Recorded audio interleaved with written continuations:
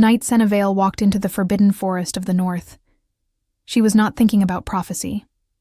She was not thinking about destiny, or ancient bloodlines, or the legends her mother used to whisper over dying embers when the wind came down hard from the mountains. She was thinking about a boy named Darren, who had a fever that would not break, whose mother had come to her door 3 times that day with desperate hope in her eyes, and the fact that the one herb capable of drawing the infection from his blood, the pale-stemmed mirewort that grew only where frost never fully melted, existed in only one location within reach of the gray mountain pack. She was thinking about that, and about the cold, and about the way the snow crunched under her boots with a sound like breaking glass. She was not thinking about the white wolf. No one thought about the white wolf when they could help it. You did not invite that kind of attention with your thoughts. The forest beyond the northern.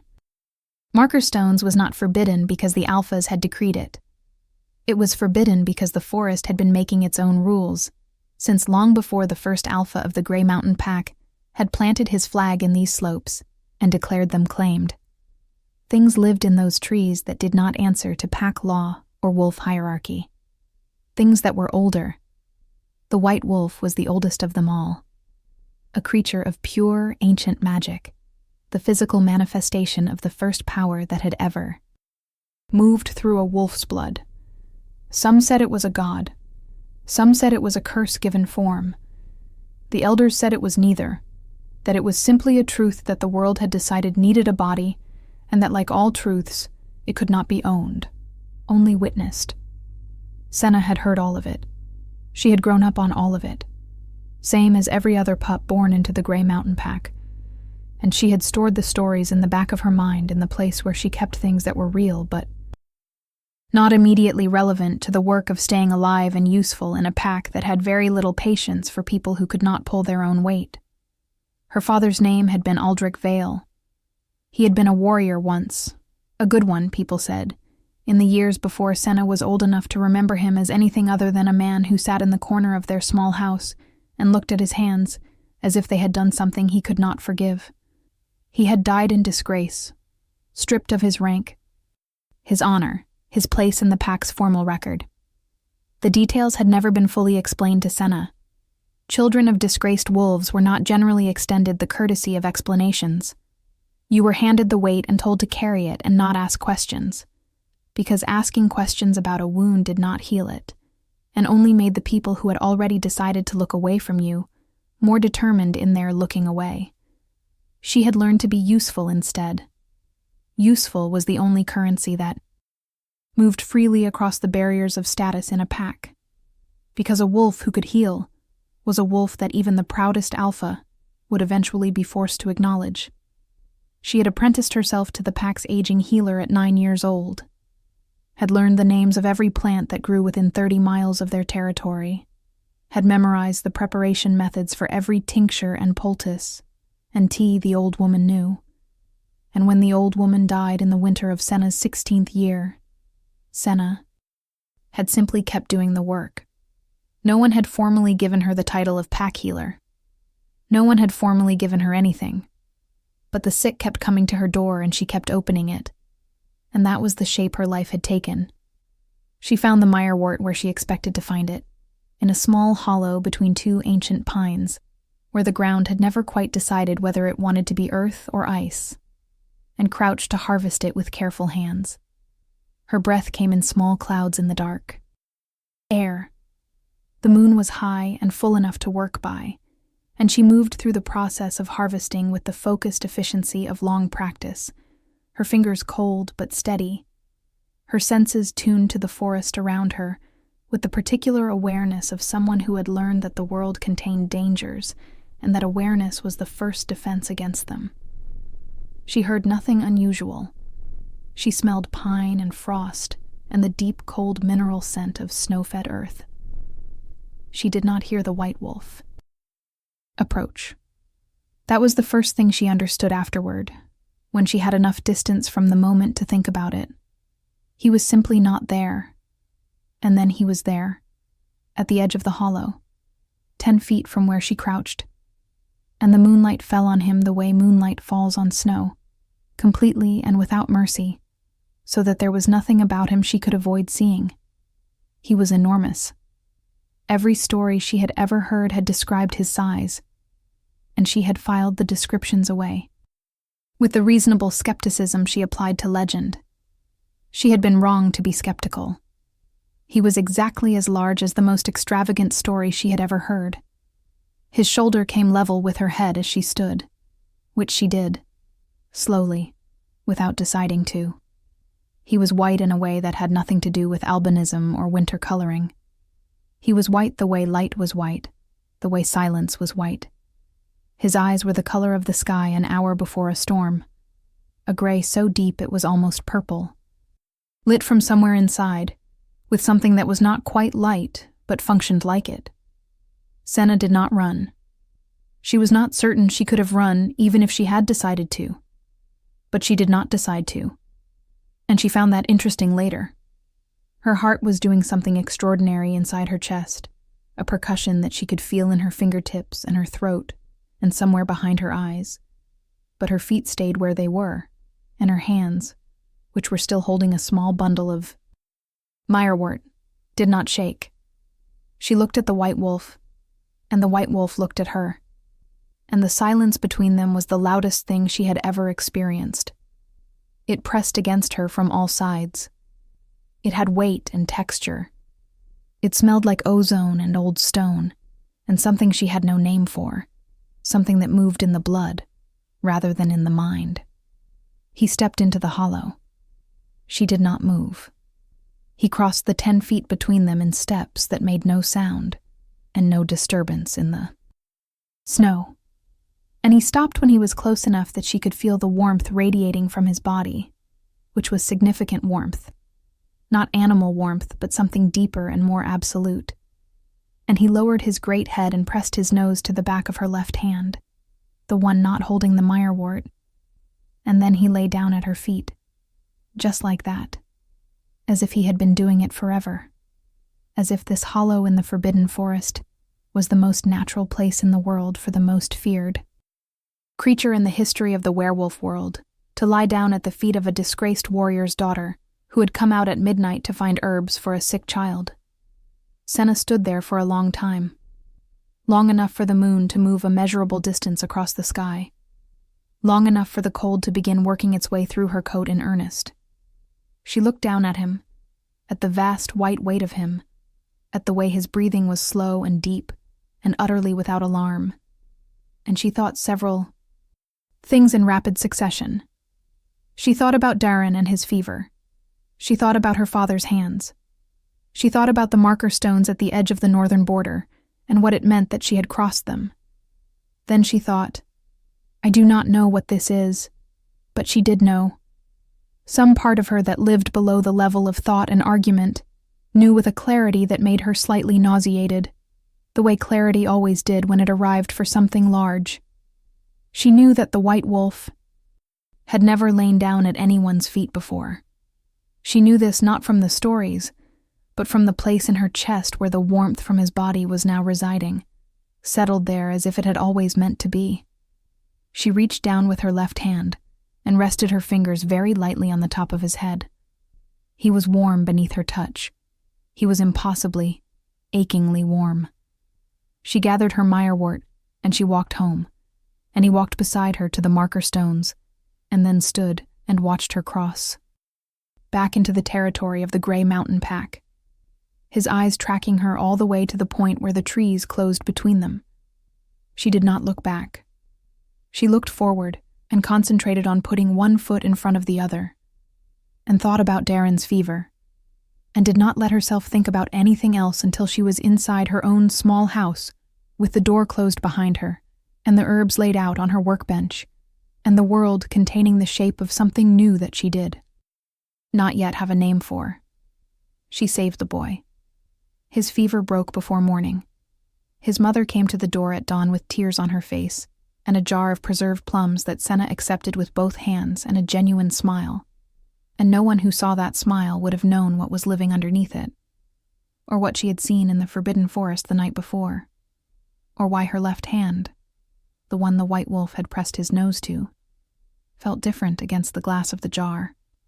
Warmer, more certain of itself, as if the skin there remembered something it had not been told yet. If you are enjoying this story, do not forget to leave a like and subscribe to the channel for more emotional stories like this one. The news arrived at the Grey Mountain Pack 3 days later, faster than news usually traveled from the king's seat, and the speed of it told Senna that whatever was coming was not a courtesy call. Alpha Brennan called a full pack assembly in the Great Hall for the evening of the 3rd day, which he had done exactly twice in the 10 years since he had taken the title, once when the eastern border had been disputed, and once when 3 pack members had died in an avalanche. When their alpha called a full assembly, people came with the attentiveness of people who had learned that things that arrived without warning generally required immediate understanding. Senna came because she always came. She stood near the back, because the back of a large room gave you sight lines to the entire space, and she had the healer's habit of watching people for the signs of what they were not saying. She watched Alpha Brennan take his place at the front of the hall. He was a solid man, gray at the temples, with the particular quality of stillness that distinguished good alphas from merely dominant ones. His expression told her he had been sitting with something difficult for at least a day, and had not yet reached comfort with it. "King Cale Draven arrives in 3 days," he said. And the hall absorbed this the way stone absorbs cold, slowly, completely, with a quality of change that went all the way through. He comes with 20 wolves of the Royal Guard, his second and his advisor. He has requested formal hospitality and formal access to all members of the pack above the age of 13. A pause. Alpha Brennan was a man who respected pauses. He is searching for the one who walks with the white wolf. The silence that followed that statement was a different kind of silence from the one Senna had experienced in the forest. That silence had been warm and absolute, and alive with something building. This silence was the kind that happened in a room full of people who had all simultaneously received information that they needed to individually process before they could speak again. It was a silence made of 100 private calculations, 100 separate attempts to place this new information against the existing map of the world and understand what shape it made. Senna stood in the back of the room and felt the information arrive in her body before she felt it arrive in her mind. Her left hand, the one the white wolf had touched, warmed briefly and then steadied, and she kept her face the same as it always was, attentive and composed and professionally present, while somewhere in the very center of her, something she had not named in 3 days finally acquired a name. And the name was, "I am in serious trouble." She knew enough about Cale Draven to know that, serious was an understatement. He had taken his throne at 23, when his father was killed in a challenge, had spent the following 4 years consolidating power over 7 major packs that had each believed they could use his youth against him, and had been systematically incorrect. He was not merely brutal. He was precise and thorough, and understood leverage in a way that made the people he was levering feel, afterward, that they had somehow participated in their own leveraging. He was 28 years old and ruled more territory than any king in 3 generations, and he was engaged, or as close to engaged as a king could be, while officially maintaining that the final decision had not been made, to Lady Isolde Varn, daughter of the Northern Coalition's most powerful alpha, who had the kind of political sophistication that made simple ambition look like a hobby. Senna did not know what the prophecy said about the one who walked with the white wolf. She knew there was a prophecy, because there was always a prophecy. The werewolf world ran on them the way rivers ran on gravity. They were the shape the past gave to the future when the future needed to be given a shape. She had never paid them particular attention. Prophecies were the concern of people who had the leisure to be concerned about the future, and she had always had sufficient present to occupy her. But she understood, standing in the back of Alpha Brennan's great hall, with her left hand warm at her side, and King Cale Draven 3 days away, that she was going to need to pay very close attention now. She left the assembly early. No one noticed. The conversations that broke out the moment Alpha Brennan finished speaking were dense and urgent, and in them the boundaries between people softened and reformed along lines of shared anxiety, and no one was watching the healer near the back wall who slipped out through the side door. She walked home in the cold dark, and she sat at her workbench, and she looked at her hands in the lamplight. They were not remarkable hands, the hands of someone who had worked with them every day since childhood, competent and marked by their work. The skin on the back of her left hand did not look different from the skin on her right hand, but it felt different, and she had been ignoring it with the focused determination of someone who knew that some doors, once opened, could not be closed, and had wanted to wait until she knew whether she had enough to stand on before she stepped through. She did not wait any longer. She set both hands flat on the workbench and let herself feel what the left one was telling her. It was telling her something that vibrated below the register of normal sensation, a frequency she had no existing vocabulary for. It was telling her about her father, not directly, not in language, but in the way that the body sometimes carries information the mind was never given. It was telling her that there was something in her, blood that her blood had always known, something waiting with the patience of things that existed on a longer timeline than individual lives, waiting for the convergence of the right moment and the right creature and the right hollow in the right forest on the right midnight. She thought about her father sitting in the corner looking at his hands. She thought about the specific quality of his silences, which she now recognized as the silences of a man keeping a secret that was keeping him. She thought about her mother, who had died when Senna was 12, and who, in her final days, had taken Senna's hands in both of hers and said, "You are more than they have made of you. You are more than you know. Remember that I told you." And then she had closed her eyes and had not opened them again, and Senna had been 12 and had not known how to hold those words, so she had put them away in the place where she put things that were real, but not immediately relevant, and had gotten on with the work of surviving. She brought them out now. She held them in her mind the way she had held the white wolf's warmth in her hand, and she let them mean what they meant. She was still sitting at her workbench when the sun came up. The 3 days passed with the particular compressed quality of a countdown. Senna worked harder than usual, because working harder than usual was her response to almost everything, and because the alternative to working was thinking, and thinking led reliably to the specific terror that lived in the space between what she suspected and what she knew. She told no one about the forest. She told no one about the white wolf. She watched the pack move through their own preparations for the king's arrival, and she performed her own version, which was mostly internal and invisible, and consisted of deciding, again and again, what she was and was not willing to do when the moment came. She had not fully decided by the time the king's party arrived at noon on the third day. She heard them before she saw them. The sound of 20 wolves of the royal guard entering a pack's territory was a particular sound, disciplined and resonant, the kind that organized space around itself. She finished setting a young warrior's broken wrist, and she walked out into the main yard to see the king. He was not what she had expected, and she had expected quite a lot. The image she had constructed from years of description was accurate in its components, but wrong in its total effect. She had expected presence, and he had it. She had expected the authority of someone who had spent years at the apex of a rigid hierarchy, the way he stood in the yard, as if he had always been standing there, and the yard had simply not been informed until now. She had expected dark eyes that did not give much away. What she had not expected was how young he was.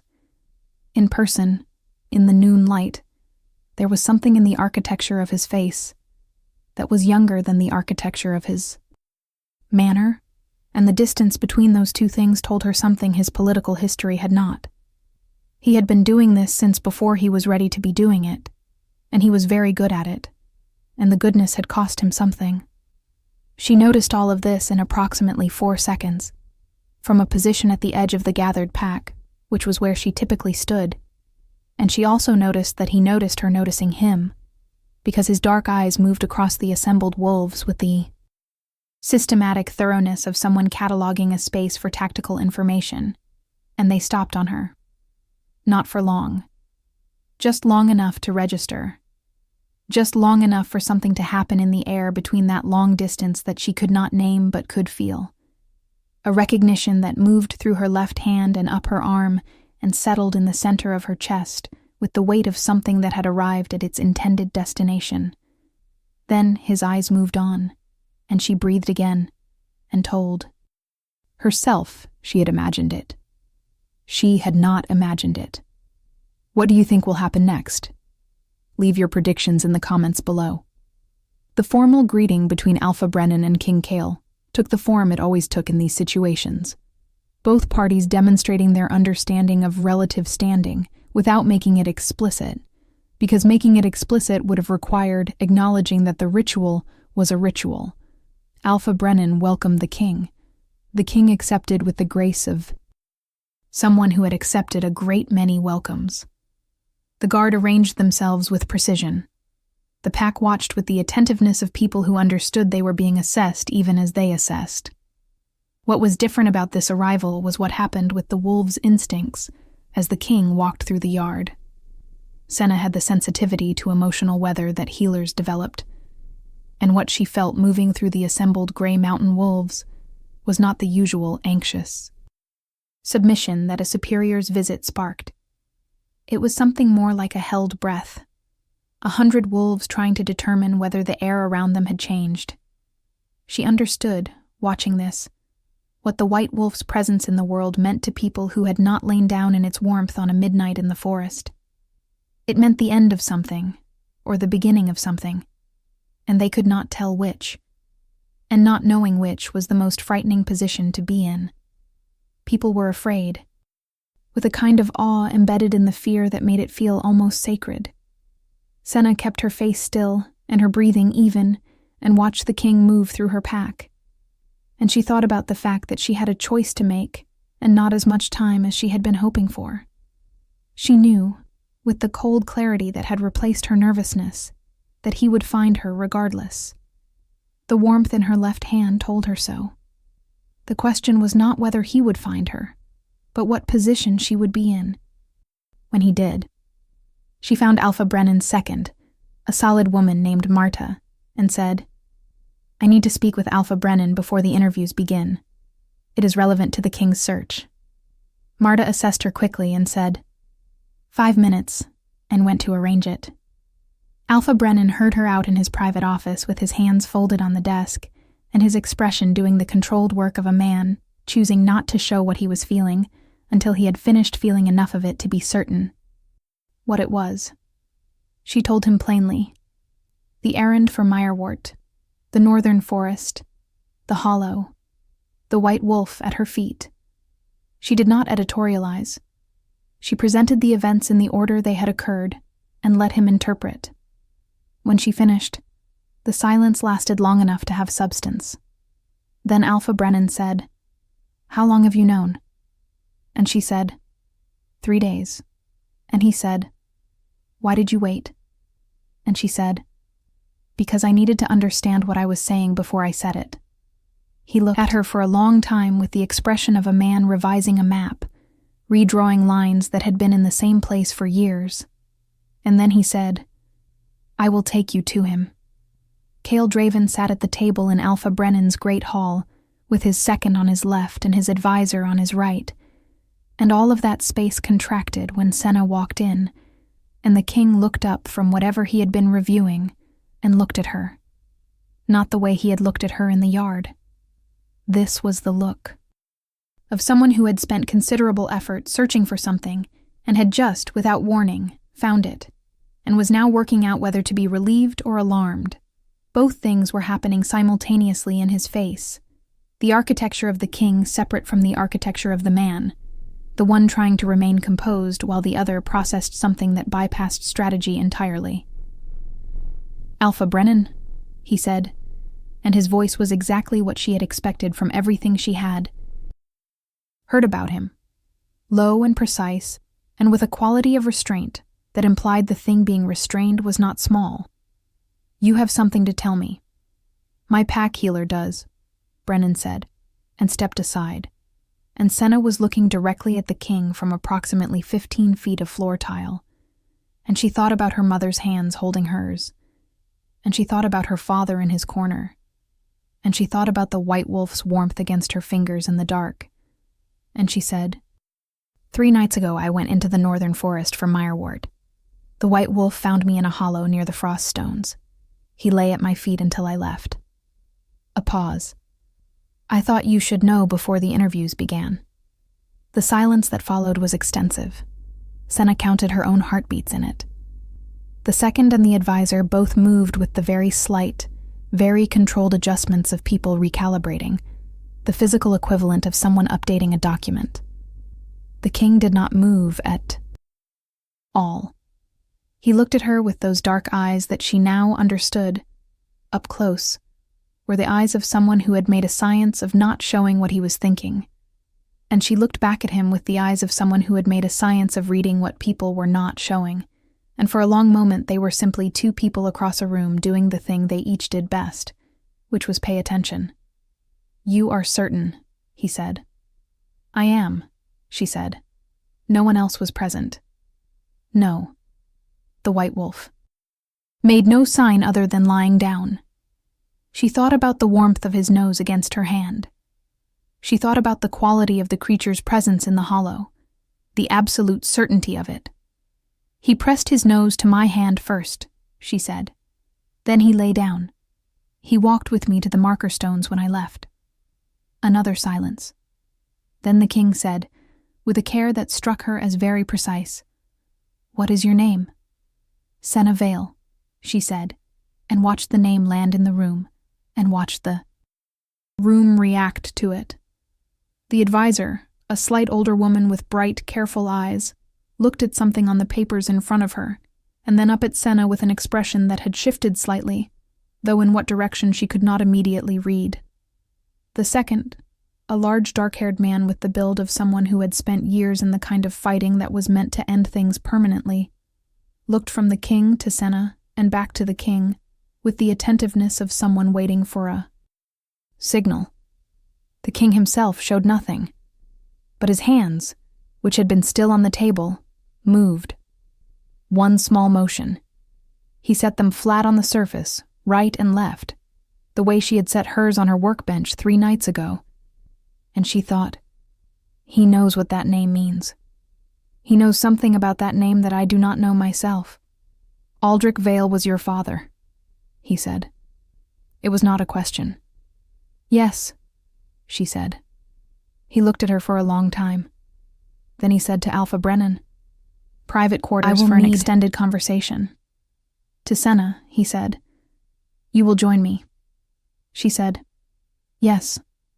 The private room that Alpha Brennan arranged was a small study off the main corridor, with a fire already built, and 2 chairs and a low table between them, the kind of room that communicated seriousness without interrogation. The king came in without his second or his advisor, which was notable, and he closed the door. He stood by the fire for a moment with his back to her, and when he turned, his face was composed the way a landscape was composed after a storm, the surfaces ordered but carrying the evidence of what had passed over them. He sat down and looked at her and said, Sit down, please. She sat. He said, How much do you know about your father's history? She said, Almost nothing.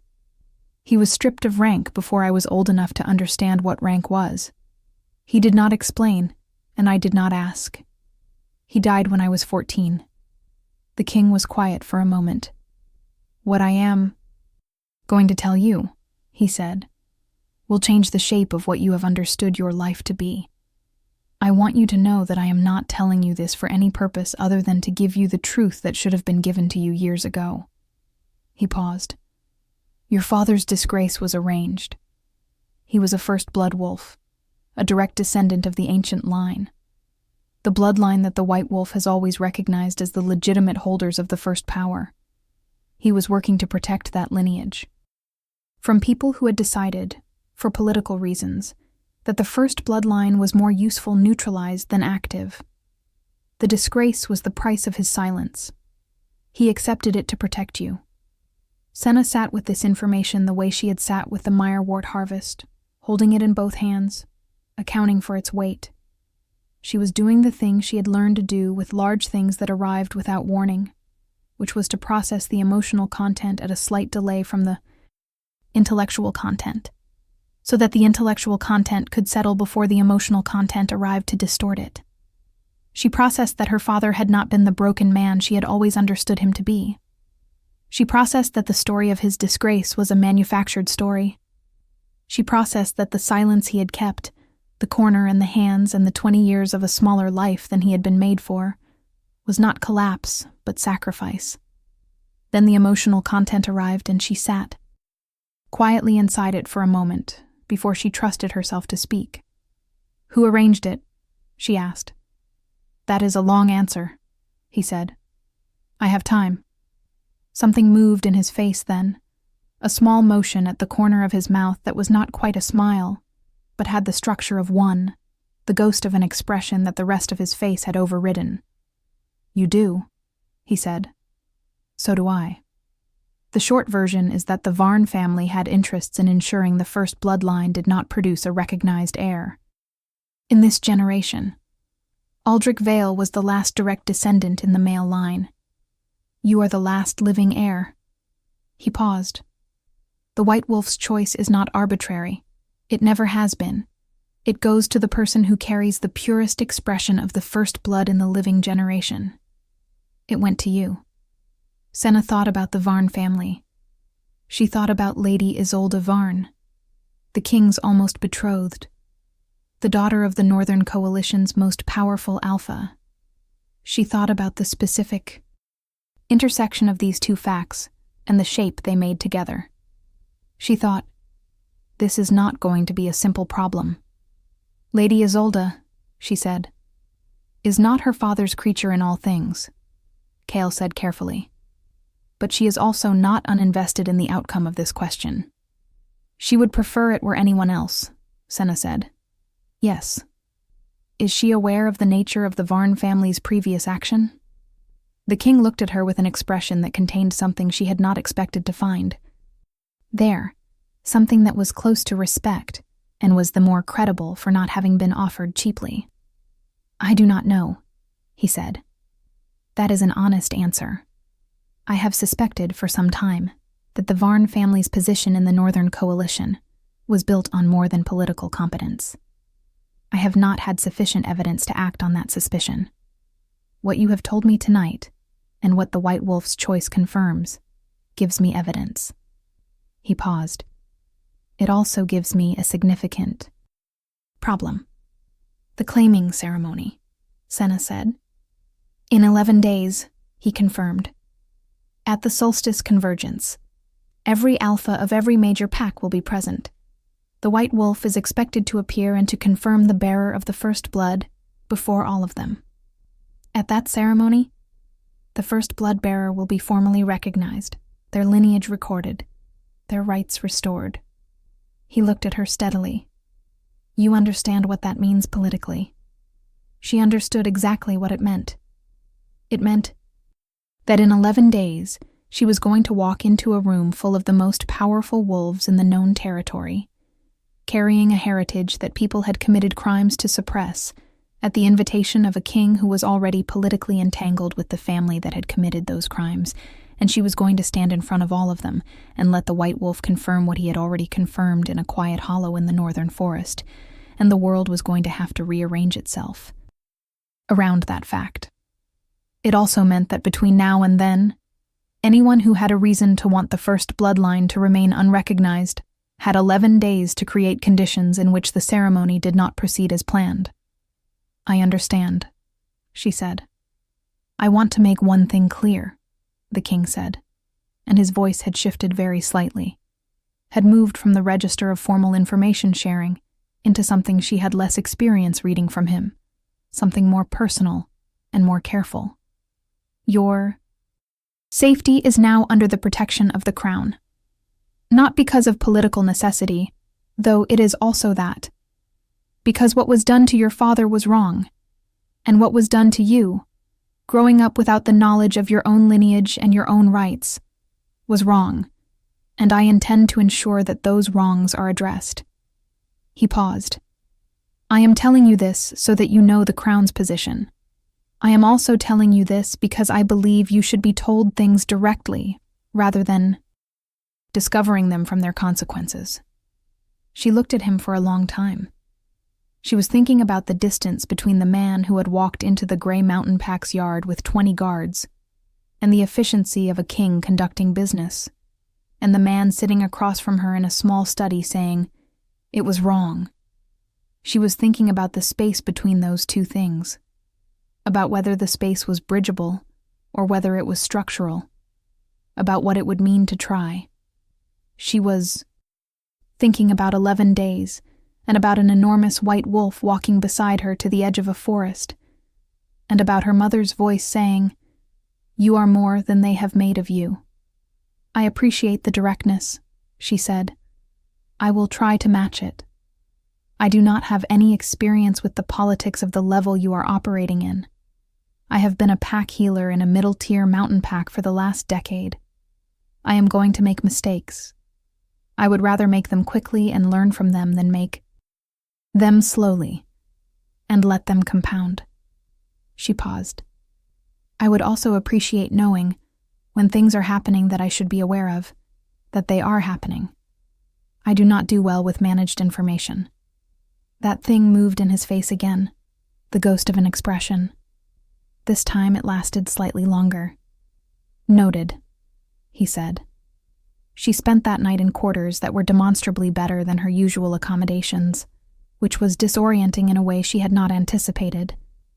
She had lived simply for so long that simple had stopped feeling like a condition and had started feeling like a fact about the nature of things, and the fact of a real fire and a real bed, and the small specific respect embedded in being housed in a room that communicated something about how the host perceived you was information that her body received differently than her mind did. Her body, it turned out, had been waiting for this for a long time. Her mind was still arguing with the architecture. She slept briefly and dreamed about her father in his corner. But in the dream, he was not looking at his hands. He was looking at her, with the expression of a man who has been waiting a very long time for a specific person to arrive, and has just seen them walk through the door. In the morning, she met the rest of the king's party. The second was named Edric, the large, dark-haired man she had noticed the day before, who had a quality of contained power that reminded her of a very large animal that had learned to move in rooms designed for smaller creatures. He was not precisely friendly, but he was not precisely unfriendly, and she had enough experience with wolves who expressed respect through a specific quality of attention, rather than through social warmth, to read him without difficulty. He watched her with the careful eyes of someone assessing a new variable in a situation he had previously believed he understood, and she watched him back, and they achieved a kind of wordless mutual acknowledgement that she thought might, in time, become something functional. The advisor was named Petra, the slight older woman with the bright, careful eyes, and she was a more complex proposition. She greeted Senna with the warm efficiency of someone who had been briefed and had already completed her initial analysis and was now in the stage of gathering confirmatory data. She asked questions that seemed casual and were not. She offered information that seemed incidental and was not. Senna answered the real questions that lived under the casual ones and noted the incidental information, and Petra watched her do this, and something that was not quite a smile moved across the older woman's face and settled there. "You are going to need different clothes," Petra said. "The Solstice Convergence has protocols." "I am aware," Senna said. "I do not have access to what those protocols require." "I do," Petra said. "I will handle it." And this, Senna understood, was a form of acceptance that the advisor did not extend casually, and she received it accordingly. What she had not been told to expect, and what she therefore did not expect, was Lady Isolde Varn. She arrived on the second day with a retinue of 6, Having, she explained to Alpha Brennan with the gracious fluency of someone who had perfected the art of making deliberate choices appear to be natural ones, received word of the king's detour and decided to join the party, rather than continue to the convergence separately. She was exactly what the stories had described. She was tall and fair, and had the particular kind of beauty that was also a kind of armor, composed and deployed with the precision of someone who had understood very early that the way the world received you was partly a matter of how you presented yourself, and had decided to present herself as flawlessly as possible. She moved through the Grey Mountain Pack's hall with the ease of a woman for whom every room was already home, or could be made so, and she greeted the king with the specific warmth of someone who had the right to be warm, and knew it. She greeted Senna with perfect courtesy. That was the thing. There was nothing Senna could point to. No inflection she could record. No gesture she could catalogue with certainty as hostile. Isolde Varn knew how to greet people with perfect courtesy regardless of her feelings about them, and she greeted Senna with the exact quality of warm, interested attention that she presumably extended to everyone she met who might require management. Senna watched her do it and thought, she knows. She knows who I am and what I carry, and she has already decided what to do about it. And the knowing is buried under a courtesy so complete that the only way to reach it is from the outside, which is exactly where Isolde intends for me to be. What a remarkable thing, Isolde said, in the tone of someone finding a curiosity of genuine interest. A pack healer with first blood heritage, hidden in the mountains. For a generation. The White Wolf truly is wiser than any of us. It would seem so, Senna said. You must be overwhelmed, Isolde said. All of this so suddenly. If you need anything at all, please do not hesitate to come to me. I have navigated these environments my entire life, and I am very happy to help you do the same. Thank you, Senna said. I will keep that in mind. She did not look at the king while this exchange was happening. When it was over, and Isolde had moved on with the elegant efficiency of someone who had completed a task and was moving to the next one, she allowed herself a single glance in his direction. He was watching her. His face showed nothing. But he was watching. And the watching had the quality of someone who had been present for both sides of a conversation that had happened in a language other people present could not hear. And she understood that he had heard it, and that this was relevant. If you want to see how this story ends, make sure you are subscribed with notifications on.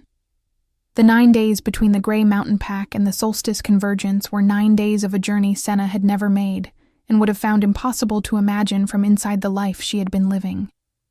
They traveled in a formation that communicated hierarchy and purpose, the guard in their positions, the king and his core party in the center, Senna placed within the inner circle with a matter-of-factness that she understood was itself a political statement. Isolde and her retinue traveled in a position slightly external to that circle, which was also deliberate, and which Isolde navigated with the equanimity of someone playing a long game. The landscape changed as they moved north, the mountain territory giving way to the great boreal forests of the central packlands, and Senna, who had spent her entire adult life within a 30-mile radius of the Grey Mountain Pack's territory, ran a background process of absorbing the world that was simultaneously one of the most natural things she had ever done, and one of the most disorienting. The map and the territory were, as they always were, different experiences. And the territory was consistently larger and more inhabited by its own particular quality of being than any map could contain. The king rode near her more than she expected. He had the work that a king traveling to a significant political event entailed, the conversations with Edric, the briefings with Petra, the maintenance of relationships that power required. But he found himself, with a regularity that she thought was noticed by everyone around them, riding near her when the terrain allowed, asking her about healing, about the plants she had identified, about the relationship between physical and emotional state and illness, about the cases she had found most challenging and what she had learned from them. He asked with the engaged curiosity of someone who had spent years in a world that valued Dominance above almost everything, talking to someone whose expertise was something else entirely, and finding it interesting in a way that seemed to genuinely surprise him. She asked him questions back. She was not uninterested in him as a subject. She was perhaps more interested in him than she had authorized herself to be, which she noticed and filed and declined to address directly for the time being, because there was a limit to how many large things she could address at once, and she had a fairly pressing queue. She asked about the convergence and what to expect, about the ceremony and its history, about the nature of the White Wolf's appearance at these events, about the practical architecture of the claim it would make and what the recognition would mean in terms of formal rights and formal obligations. He answered with the specificity of someone who had been learning this material since childhood, and she listened with the specificity of someone who had learned to treat information as the primary tool of survival. On the 5th night, they camped in a clearing at the edge of the great boreal forest. The fire was large, and the night was clear and cold, and Senna was sitting at the edge of the firelight with her healer's kit open beside her, cataloging the herbs she had brought and assessing which would need replacing when they reached the Convergence's hosting territory, when the king sat down across from her. He did not announce this or explain it. He simply sat down with the unself-conscious directness of someone who had decided to do a thing and was doing it.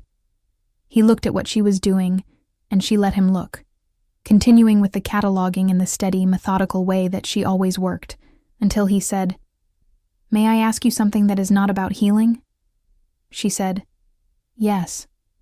He said, "When you were in the forest that night, when the White Wolf found you, what did you feel?"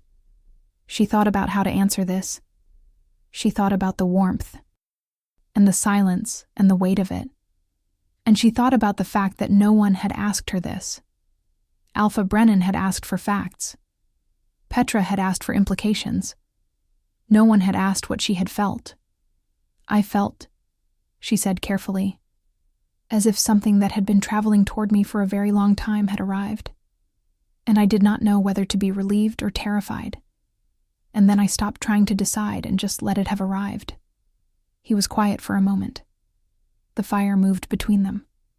"I have been searching for 3 years," he said, "since the first confirmed sighting of the White Wolf in this generation.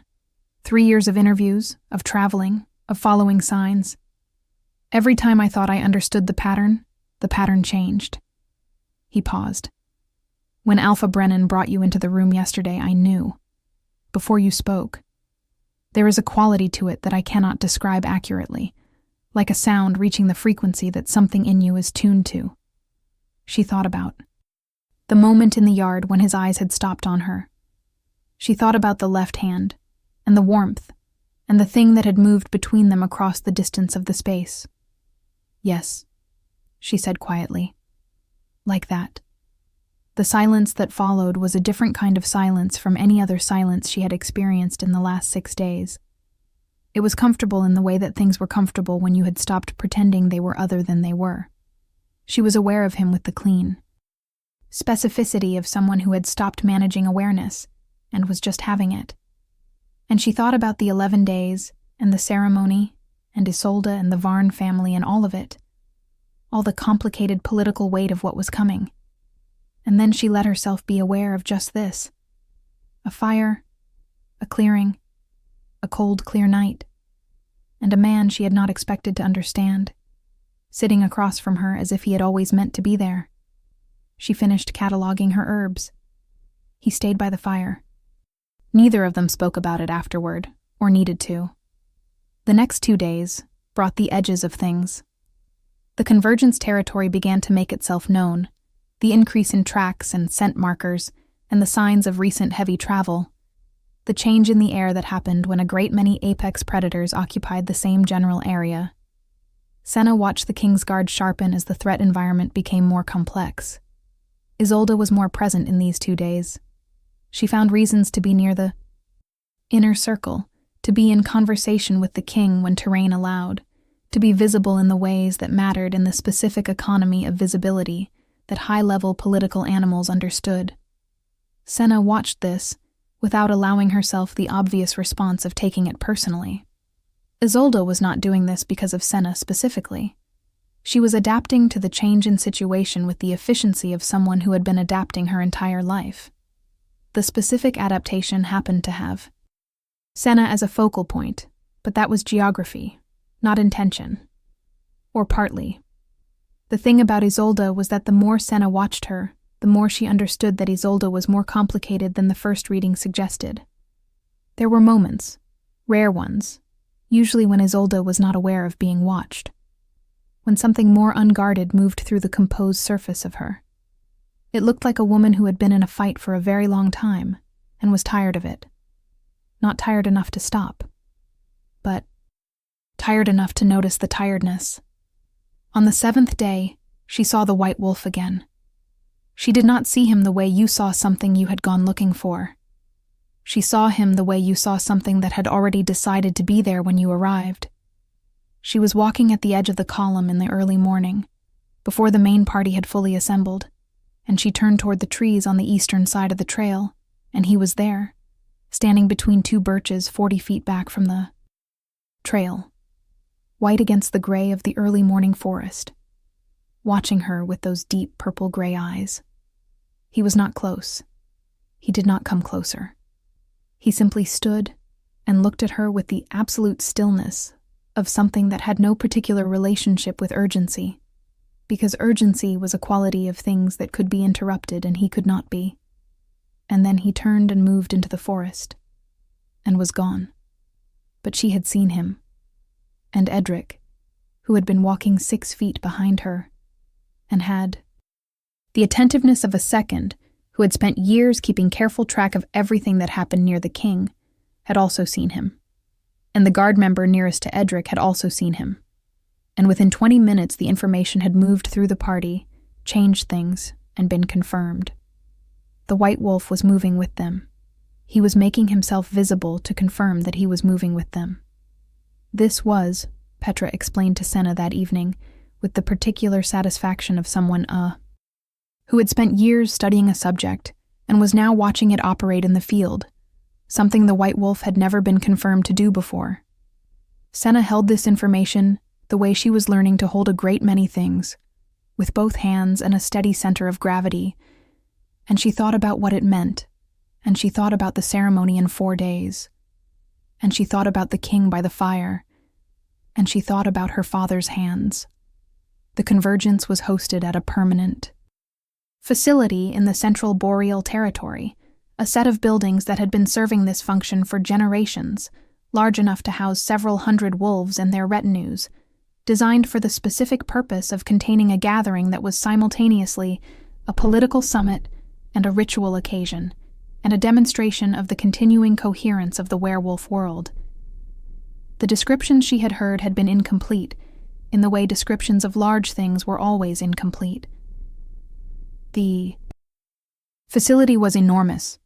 The contingents already arrived generated an atmospheric pressure that Senna felt in her chest and her palms and the back of her neck as a steady, resonant weight. She walked in beside Petra, wearing clothes that Petra had arranged, simple and well-made, and communicating serious intention without overclaiming, and she kept her eyes open and her breathing even, and she thought about the fact that she had grown up knowing how to be in rooms where she did not belong, and that this room was not, in fact, a room where she did not belong, however much its surface features might currently suggest otherwise. Several things happened in the 2 days before the solstice ceremony, and she was present for some and only learned about others afterward. She was present for the formal introduction of the king's party to the gathered alphas, which had an explicit structure and an implicit structure running underneath it, and she watched both and noted which alphas' reactions to her. Presence carried extra weight. Some were calculating, some were openly hostile in the contained way that high political levels permitted. Some showed a more interesting thing: wariness combined with something that might have been recognition, or the precursor to it. She was present for a conversation with 3 alphas from the Eastern Territory who had known her father, which Petra arranged with tact. They were older wolves who told her things about Aldrich Vale she had not known, his particular quality of intelligence, his humor, the way he had moved through the world before it was made smaller. She took all of it in with both hands, and when they were done, she thanked them with a sincerity that one of them, a woman named Hazel, who had the clear, undefended eyes of someone who had outlived her reasons for pretense, received with a nod that communicated the complexity of what it contained. She was not present for the conversation between the king and the Varn Alpha, which happened on the first evening and ended with an agreement being withdrawn. Petra told her this without editorial, as a fact. Senna received it without editorial, as a fact. And she thought about what it had cost the king to do it, in terms of the political currency he spent, and whether the cost had felt like a cost or like a relief. And she thought she did not know the answer yet, but that she was going to. On the morning of the solstice ceremony, Edric came to her room and told her plainly that she should not accept anything she had not personally prepared from anyone she did not personally trust, and that she should not be alone in any unwitnessed space until after the ceremony. He told her this in a way that did not require her to be frightened in order to act on it, which she appreciated, because she was not frightened. She was clear. The king came to her door an hour before it was to begin. He stood in the doorway, and she stood in the room, and they looked at each other across the familiar space of what was between them, which had been accumulating over 9 days of road and firelight and honest conversation into something that had a shape and a weight and an interior life that neither of them had entirely named yet. He was in formal dress, the crown silver against the dark of his coat, and he looked like what he was, a king at a significant ceremony, and he also looked like the man from the fireside, the one who had asked her what she felt in the forest. And those two things were not incompatible, she had decided, or not as incompatible as they appeared from the outside. "Are you ready?" he said. She thought about everything she had been and everything she was being told she came from, and she thought about her father's sacrificed life and her mother's hands, and the white wolf's warmth in the dark. She thought about the ceremony hall full of alphas, and the weight of the political architecture she was walking into, and the specific quality of danger that Edric had communicated. With the precision of someone who understood danger and was telling her clearly it was present. She thought about all of it, and she found that she was, in some clean and fundamental way, that had nothing to do with readiness in the conventional sense, and everything to do with the simpler readiness of having decided who you were. Ready. "Yes," she said. He offered his arm. She took it. They walked toward the ceremony hall. The hall was the largest room she had ever been in, with walls that rose to a ceiling she could not fully make out in the gathered smoke of hundreds of torches, and the floor was a pale stone that had been worn smooth by the weight of generations of significant moments. And every alpha and their first representing the major packs of the known territory stood arranged along its length, and the collective power of them was a physical thing, a pressure in the air that you felt in your blood rather than your mind. She walked in on the king's arm, and the hall watched her, and she walked the way she had always walked, with the particular quality of forward motion that came from having spent a life moving toward things that needed to be moved toward. And she thought, this room has seen people walk into it from outside everything that mattered, and walk out belonging to something. This is not new. You are not the first thing to arrive here from a long way away. At the far end of the hall, the ceremony space was marked by a circle of silver laid into the floor.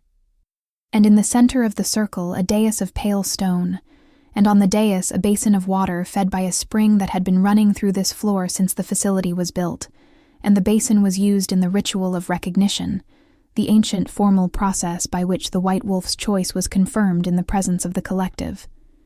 Senna had learned the procedure from Petra, who had explained it with the careful thoroughness of someone who wanted the subject to have no surprises. She would stand at the center of the circle. The king would stand at her right. The White Wolf, if he came, would come to the circle. He would touch the water. The water would carry whatever the White Wolf left in it, the ancient acknowledgement, the confirmation of bloodline. Senna would drink. The assembled alphas would witness. The recognition would be formal, irrevocable, and recorded, if the white wolf came. She stood at the center of the circle, and the hall was quiet with the quality of attention. That was also a kind of holding of breath. And the king stood at her right, and Petra and Edric stood at the outer edge of the circle, and the alphas stood in their ranks along the walls, and Isolde stood among the witnesses with her face composed into the beautiful neutrality of someone who had accepted the situation with grace. And Senna stood in the middle of all of it, and she breathed, and she thought about nothing except the quality of the air around her, the cold stone floor under her. Feet. The warmth at her left side where the king was standing close enough that she could feel it, and the particular silence that was gathering in the hall like a weather system, slow and enormous and absolute. The white wolf came through the great doors at the far end of the hall. He moved as he had always moved, without sound, without urgency, with the quality of something that existed entirely in its own time, and moved through the times of others, the way wind moved through trees, shaping itself around what was fixed and unmovable and continuing unimpeded. He was larger in the torchlight than he had been in the moonlight of the forest. Or perhaps the hall made him larger, the way enclosed spaces made large things more fully present by removing the space that could dilute them. He was white, in a way that silenced the room with a completeness she had not expected, even though she had known he was coming. He walked the length of the hall. No one spoke.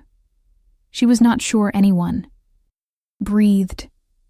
He walked through the Alpha's ranks without deviating, and the wolves on either side of his path moved back the way water moved back from a stone dropped into it, automatically and without decision, their bodies responding to a presence that was older than any instruction about how to respond to it. He reached the silver circle, and he entered it, and he crossed it to where she stood, and he pressed his nose to her left hand, the way he had in the forest, the same warmth, the same absolute certainty. And then he turned to the basin, and he touched the water with his nose, a brief, precise contact, and stepped back. The water in the basin caught the torchlight in a way that water should not have, as if something in it had changed, as if the light were coming from inside it rather than reflecting off its surface. Petra stepped forward with the small silver cup that the ceremony required, and she filled it from the basin, and she brought it to Senna. Senna took the cup in both hands, and she looked at the water in it, which was glowing with a light she had no category for, and she thought, well then, and she drank. What happened next was something she had been told about, in Petra's careful description of the ceremony, and knowing about it had not prepared her for it, the way knowing about the white wolf had not prepared her. It started in her left hand, the one that carried everything he had given her, and it moved through her the way warmth moved through cold. Gradually and completely, and it was the most specifically physical experience she had ever had, not pain and not pleasure, but something that combined both elements into a third thing that she had no name for, a rightness that was also a full stopping of everything she had misunderstood about herself. It moved through her in a wave, and it reached her wolf, the wolf she had always carried quietly inside her and had always assumed was simply a quiet wolf, a healer's wolf, gentle and not particularly significant. And it turned out that this was wrong. Her wolf was not quiet because she was small. Her wolf was quiet because she had been waiting, the way things that were very powerful waited, with the patience of something that knew eventually the moment would come. When her wolf woke, the light in the hall changed. She felt it before she saw it, the change in the air around her, in the pressure of the room, in the way the collective wolves around her responded with a physical shock of recognition that was almost audible. She looked at her hands, and the light was coming from them, the same light as in the basin, pale and specific, and entirely without precedent in her experience. She looked up at the hall full of alphas, and they were looking at her with expressions that spanned the full range of what the situation contained, awe and fear and wonder, and, in some faces, a recognition that was clearly not surprise, the recognition of people who had been waiting for this. Two, who had known it was coming, and were simply now watching it arrive. The white wolf sat at her feet. The hall went absolutely still. She looked at the king. He was looking at her with an expression that she could read now, that she had not had the context to read correctly when she first arrived in Alpha Brennan's great hall, that she understood now in the way that you understood things when you had enough of the language. It was not surprise. It was not calculation. It was the expression of a man who had been carrying something for a very long time, the weight of a search, and the weight of a role, and the weight of what both of those things had cost him, and who was now, in this moment, setting that weight down. It was relief. It was the specific relief of arriving somewhere you had not let yourself be certain you would arrive. She held his gaze and she thought, yes, me too. Alpha Brennan of the Grey Mountain Pack, who had the right of first formal acknowledgement as the alpha of her. Home Pack stepped forward from the ranks of the witnesses, and he said, in the carrying voice of someone who had always been, underneath the practical competence and the pragmatic restraint, a wolf of genuine honor. We witness the recognition of Senna Vale, of the first blood, the ancient line, by the white wolf of the north. Her lineage is confirmed. Her rights are restored. He looked at her across the silver circle, and his expression had the weight of a man who understood that he had not protected her father, and was, in this moment, doing what he could with what remained. Welcome home, Senna. The hall responded. Not all at once, not unanimously, because the hall was full of political animals who were simultaneously processing a great many competing interests and making the rapid internal adjustments that large, irrevocable changes required. But enough of them responded that the sound of it was real, was a genuine collective acknowledgement, rolling through the assembled wolves. The way the wave of warmth had rolled through her, touching each of them and leaving a small change in its wake. She stood in the center of the circle with the white wolf at her feet, and the light from the ancient water still fading from her hands, and she thought, this is real. This is the shape of the thing. This is what my father gave up his life's work to make possible. And this is what the forest was moving toward when I walked into it from Meyerward at midnight. And this is what my mother knew when she held my hands and told me I was more than they had made of me. This is all of it. Arrived. The king moved to stand beside her within the circle. He did not ask. He simply moved, the way he did everything, with the clean decision of someone who had finished deliberating and was acting. And he stood beside her, and the white wolf looked up at him with those deep purple-gray eyes and held his gaze with the specific attention of something that was not merely witnessing, but confirming. And the king received this with a stillness that was not the stillness of a king performing kingship, but the stillness of a man receiving something he had not let himself want clearly enough to name, and receiving it anyway. Later, much later, after the formal proceedings and the reception and the political conversations that had to be had, and the documentation that Petra managed with her characteristic efficiency, and the necessary draining work of being witnessed by hundreds of people who were all having their own large responses to what they had witnessed, they found themselves in the east corridor of the facility, where the windows looked out over the boreal forest to the north, and the night was clear and cold and enormous and full of stars, and the corridor was empty, and the sounds of the reception were far enough away to be a murmur rather than a pressure. She was leaning against the window and he was standing near her, and they were both simply existing in the particular exhaustion and aliveness that followed large events. And after a while he said, Isolde will contest the recognition. I know, she said. Her father's actions will become part of the formal record. That will mitigate some of it, but not all of it. I know. There will be alphas who find the first blood recognition politically inconvenient, regardless of the legal fact of it. I am aware, she said. He was quiet for a moment. I am telling you this, he said. Not because I expect you to be overwhelmed by it, because I have stopped expecting that, but because I want you to know that none of it changes the crown's position. None of it changes mine. She looked at him and thought about 9 days of road and firelight and the specific quality of his attention, the questions he had asked and the things he had told her, and the expression on his face when the light had moved through her in the ceremony. She thought about what she had felt in the forest, the thing that had been traveling toward her for a long time, and she thought about the fact that the white wolf had looked at the king in the circle with the eyes of something confirming rather than merely witnessing. And she thought, I know what I feel. I have known it since the 5th night by the fire, or since the morning in Alpha Brennan's study, or since the yard, or since the moment in the forest when the warmth first arrived in my left hand, which was all the same moment in the end, all the same thing arriving from the same direction. I know, she said quietly.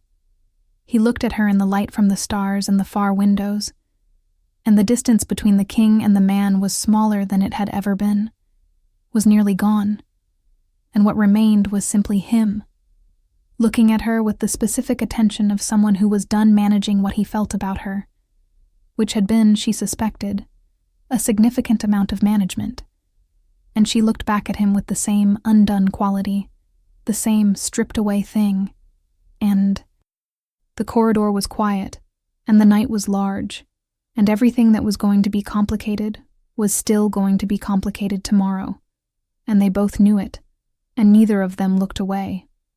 He reached out and took her left hand, the one the white wolf had touched first, the one that carried everything, and he held it in both of his, and he said nothing. The warmth moved between them the way it moved in everything she had come to understand over the last 10 days, below the register of language, in the place where certainties lived that were too fundamental for words. She felt it the way she felt the truth of things she had spent her life learning to read. Completely, without argument, with the clean recognition of something arriving at its intended place. She turned her hand in his and held on. Outside the windows, somewhere in the dark beyond the torchlit walls of the facility, in the great forest that had no relationship to human time or human argument, the white wolf moved. Through the trees without sound. He moved with the certainty of something that had completed what it came to complete, that had placed what it carried into the hands that were meant to receive it, and was now simply present in the world that it had always moved through, old and white and absolute, carrying the first power that had ever moved through wolf blood, walking beside nothing and therefore beside everything, going wherever it was that things went when they had finished the work that brought them here and become, once again, simply themselves. Inside the walls, in the east corridor with the stars beyond the glass, Veil, of the first blood, of the ancient line, held the hand of the king and thought about her father in his corner, released at last from the shape that grief and sacrifice had made of him, free in the only way the dead were free, which was to be finally, fully understood. She thought about her mother's voice. She thought about Meyerwort and a hollow in the northern forest and a wolf that was impossibly, achingly warm. She thought about all the things she had been that she had not known she was, and all the things she was becoming that she had not known were possible. And she thought, yes, more than they made of you, more than you knew. And the stars were very clear over the boreal forest, and the fire at the end of the corridor threw long, warm shadows across the pale floor, and she was home, not in the sense of a place she had always been, but in the sense of a place she had always been traveling toward, and she had arrived, and she held on. If this story touched your heart, share it with someone who loves epic romance.